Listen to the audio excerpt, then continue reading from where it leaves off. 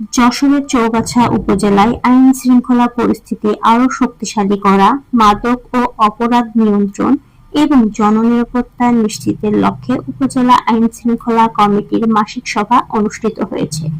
উপজেলা নির্বাহী কর্মকর্তা ইউএনও ফারজানা ইসলামের সভাপতিত্বে অনুষ্ঠিত সভায় উপজেলার সার্বিক আইন শৃঙ্খলা পরিস্থিতি নিয়ে বিস্তারিত আলোচনা করা হয়।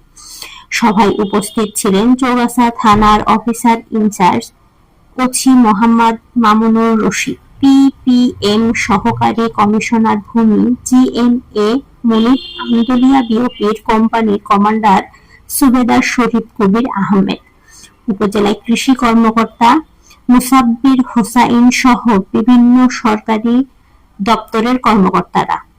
এছাড়া জামায়াতের secretary master Kamal Ahmed, BNP নেতা জহুরুল ইসলাম, বিভিন্ন ইউনিয়ন পরিষদের চেয়ারম্যান, সাংবাদিক ও গণমান্য ব্যক্তিরা উপস্থিত ছিলেন। সবাই সীমান্ত পরিস্থিতি তুলে ধরে বিজিবির প্রতিনিধি সুবেদার শরীফ কবির আহমেদ বলেন, চৌগাছা উপজেলার প্রায় 12 কিলোমিটার ভারতীয় সীমান্ত এলাকায় বর্তমানে পরিস্থিতি স্বাভাবিক রয়েছে। এই সীমান্ত দিয়ে কোনো ধরনের পুশ-ইনের ঘটনা ঘটেনি।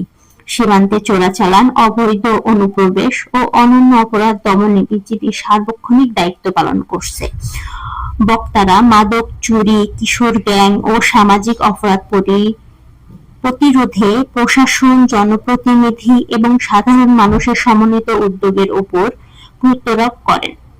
সভায় আইন শৃঙ্খলা পরিস্থিতি আরো উন্নতি করতে বিভিন্ন মতামত ও সুপারিশ তুলে ধরা হয়েছে।